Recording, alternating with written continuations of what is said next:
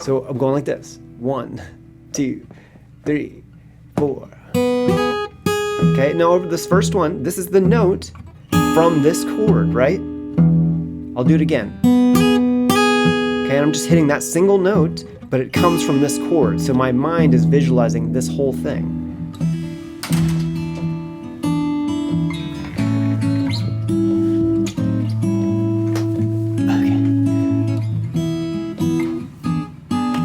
Hey, what's up, y'all? So today we're going to talk about how you can make a chord progression into a melody. And it's really a basic concept. We're doing something called chord tone targeting.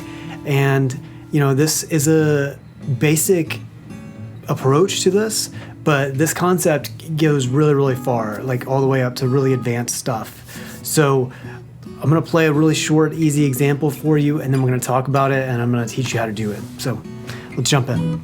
3 and 4.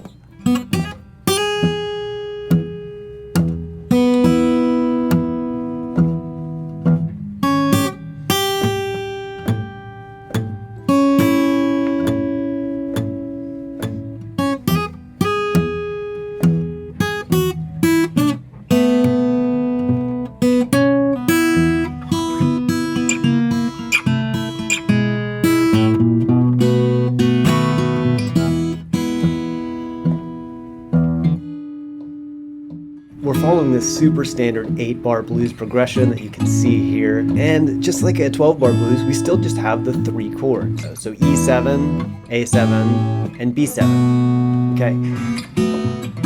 So we've got these 3 basic grips that we're using for the E chord. So we've got this one, 2, E7, and this E7. For A7, we've got regular A, A7, right? Back and forth. Let's go back to the E, E7, now B7.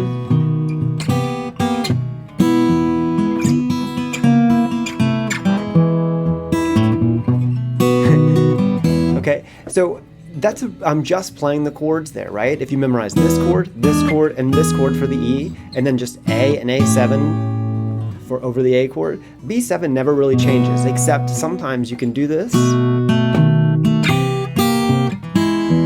It just gives it a little tension. All I did here is take this B7, slide it up a half step, and then back down, okay? Super easy way to do it. So what about those single notes? How am I choosing these notes, and how can you choose a similar set of notes? So the main idea of chord tone targeting is that the strongest melody notes are the notes from the chord. So what you should do to take advantage of this is to learn all the notes in each chord and then learn where they are on the neck. Then you would try to target these notes as landing spots during the time that the chord comes up in the progression. And then third, to make this into kind of a melody, you would try to connect these landing spots in some kind of logical way. So this is still a huge amount of information to absorb, especially in one sitting. So instead of kind of trying to memorize all of the notes and everything, that whole map of the neck, and then trying to change your mind's map every single time the chord changes in a progression, instead of doing that, it's better to learn the chord shapes.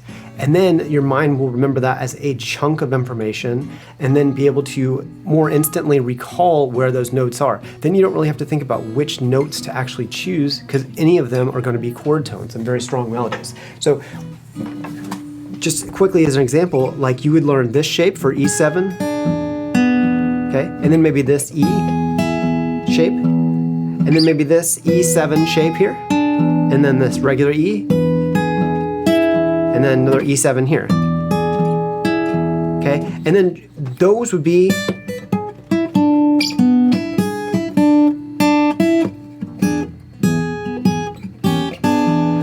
kind of like target tones for you to imagine when you're going through and trying to create a melody. So I'm going to show you a really easy example, and let's jump back into the video right now.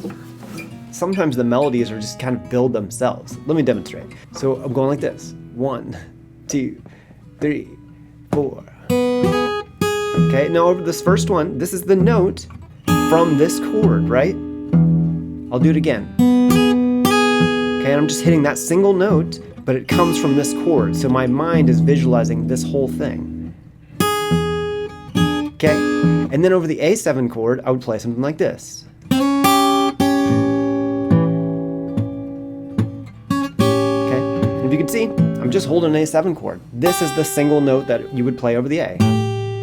Okay, and then back, that 4th fret over the E. Always go back to the E string. Now when you get to the B7 chord, you have a couple options. You can play this note. Sometimes for tension, you can also play this 3rd fret here on that 2nd string. So this option, and then that option, okay? Let's talk about the turnaround and then how you can piece this stuff together. The turnaround in E, this is a really simple one. It comes up a lot. So basically, if you just take this little shape here that I'm holding my fingers on, we have 5th fret on the A string to 4th fret on the D string, okay? And we're basically just plugging that in and sliding the shape down. And that's essentially the turnaround. Let me play it in context. I'll back it up to the B7 chord.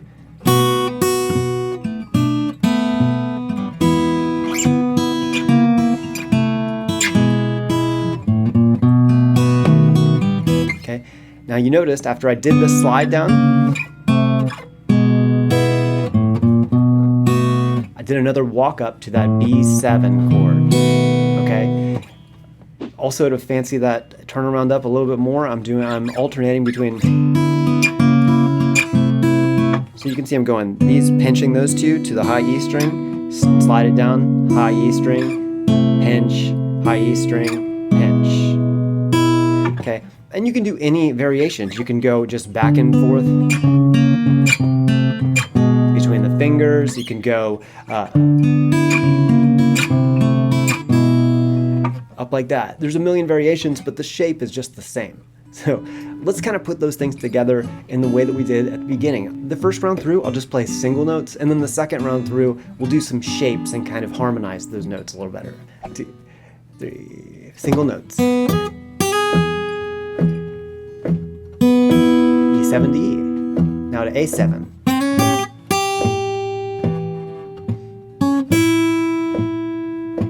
Back to E.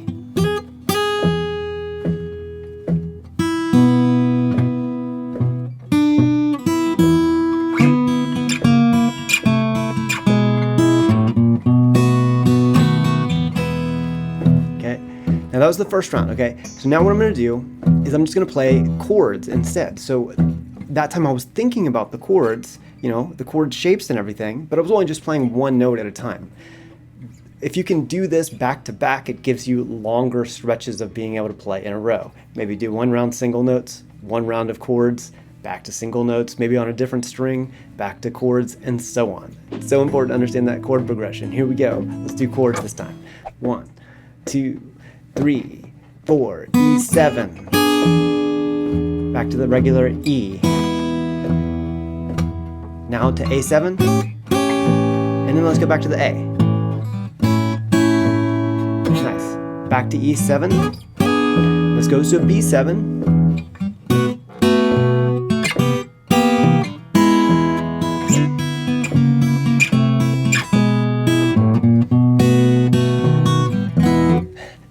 So hopefully it's easy for you to follow this, and hopefully you're able to do it. Thanks so much for watching, guys. I hope this helps a lot. If you want to see some more advanced stuff, check out some of my other videos you can see up here, and I'll see you guys there.